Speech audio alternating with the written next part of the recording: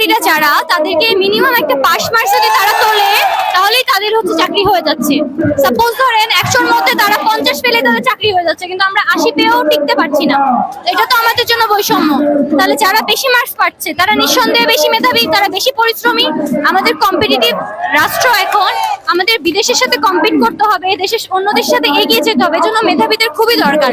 এই জন্য কোটাটা বাতিল চাই। আর কোটাধারীরা যদি মেধাবী হয় তাহলে তারা তো এমনি চান্স পেয়ে যাবে আমাদের সাথে, সাধারণ জনগণের সাথে পরীক্ষা দিয়ে।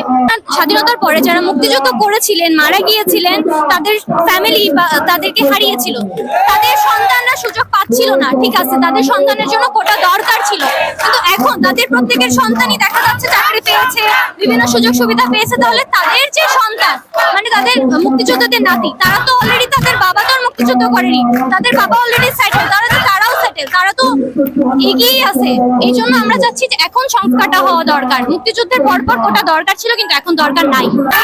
আমরা আমাদের জন্য আসছি, যদি কেউ মুক্তিয়ে দেয় সেটা হচ্ছে আমরা নিজেরা নিজেদের অধিকারের জন্য আসবো না। আপনার যদি অধিকার হরণ হতো আপনি কি বলতেন না?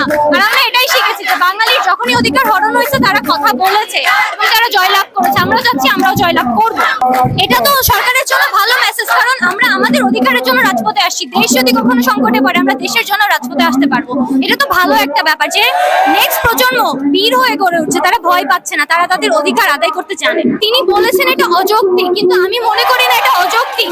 তিনি এটাও বলেছে যে নারীরা হয়তো পিছিয়ে পড়েছে, জন্য তিনি চাচ্ছে যে আবারও কোটা দেওয়া হোক, নারীদের জন্য কোটা দেওয়া হোক। কিন্তু আসলে নারীরা পিছিয়ে পড়েনি। আপনি যদি বিগত 6টা বিসিএস দেখেন তাহলে দেখবেন নারীরা প্রচুর চাকরি পেয়েছে। মোটামুটি 7,000-এর বেশি নারী গত 6টা বিসিএস থেকে চাকরি পেয়েছে। তাহলে নারীরা পিছিয়ে নাই। কোটা লাগবে না আসলে, মুক্তিযুদ্ধ নারীদের জন্য লাগবে না, আমরা নারী আমাদের জন্য লাগবে না। কোটা যদি কারোর জন্য থাকে সেটা হচ্ছে যারা ফিজিক্যালি ডিসেবল তাদের জন্য কোটা, এবং যারা হচ্ছে ক্ষুদ্র নিগ্রোষ্ঠী তাদের জন্য কোটা থাকে, আমাদের কোনো সমস্যা নাই। কিন্তু আর কোনো কোটা আমরা চাই না। তা হচ্ছে মুক্তিযুদ্ধ কোটার বিপক্ষে না, কারণ আমরা নারী কোটার বিপক্ষেও। আমরা নারীরা হয়ে চাচ্ছি না যে নারী কোটা থাক, তাহলে আমরা কেন মুক্তিযুদ্ধ কোটার বিপক্ষে হবো?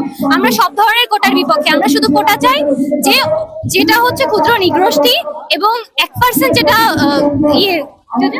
প্রতিবন্ধী কোটা আছে, আমরা চাচ্ছি যে এই 2টা কোটা থাকুক, বাকি কোটা না থাকুক। আমরা সন্তানরা কোটা দিয়ে চাকরি পাইতে পারি, আমরা সন্তানদের বিপক্ষে না। তাদের যে নাতি নাতনি তারা কেন কোটার চাকরি পাবে? তাদের বাবা তো মুক্তিযুদ্ধ করেনি, তাদের হয়তো দাদা করছে, তাদের বাবা তো করেনি, তাদের তো বাবা আছে। তাহলে তাদের কোটার বিরুদ্ধে আমরা আর কি। কিন্তু যদি কোনো মুক্তিযুদ্ধের সন্তান থাকে তারা